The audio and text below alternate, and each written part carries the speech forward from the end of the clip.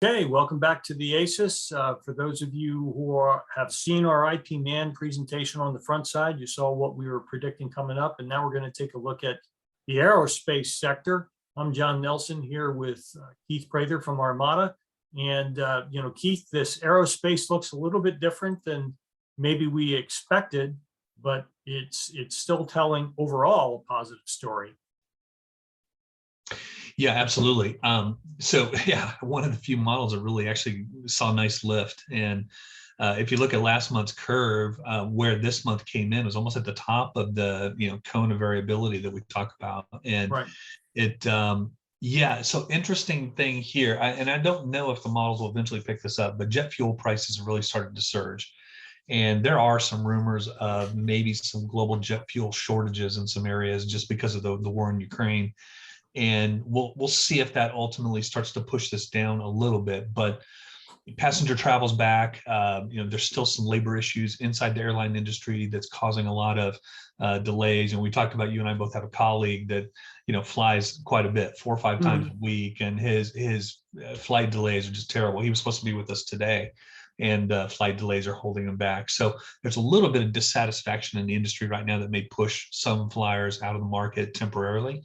Airline ticket prices are going up, but these are all short-term issues. Sure. Long-term, what this is picking up is obviously aircraft demand, and aircraft demand is very, very strong.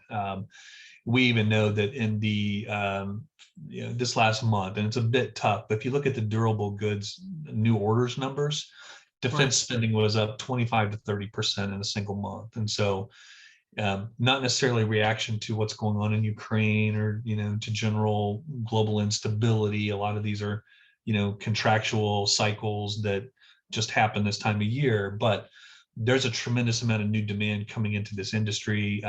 You've got pent up demand over the last 2 years, and maybe we'll go to the next chart and talk about that. But yeah, a lot of pent up demand over the last couple of years, because we really have to go back to the loss of a couple Boeing 737s way back in early 2019, and some grounding of some of the new 737 Maxes when we really saw the industry start to dive a little bit.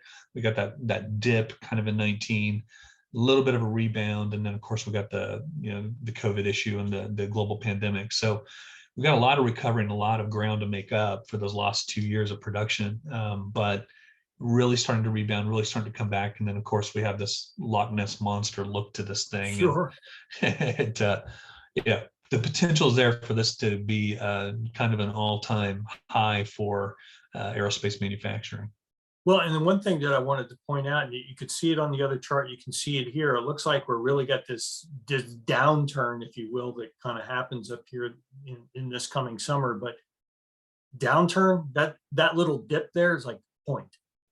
So when you look at the real scale of what we're talking about here, it's a point. It might be 2 points tops, but it's a little bit of a flattening. And it seemed to me that that makes a bit of sense, considering the high volume of traffic you're going to see over the summer, and in prices of fuel and everything, that there's going to be a little bit flatter. But overall, you got the growth that is consistent with a lot of other periods of time. That little neck sticking out there, if you look at it, looks a lot like 2007, before you had to fall off in 2008, and some other periods of time where we had some high growth. Yeah, and this industry is interesting too, and I don't know that the model is picking this up specifically, but it may be.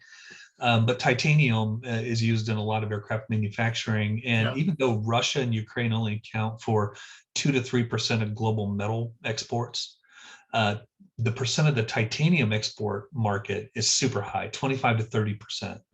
So there are a lot of manufacturers in this sector that really got caught as soon as they realized that, well, from a both a physical perspective to get around sanctions, but then also from a public relations perspective, I can't continue to order titanium from those markets. So you're going to see some supply chain disruptions, and that may be a little bit of what's creating a little bit of this dip in the production forecast, kind of in the third quarter of this year.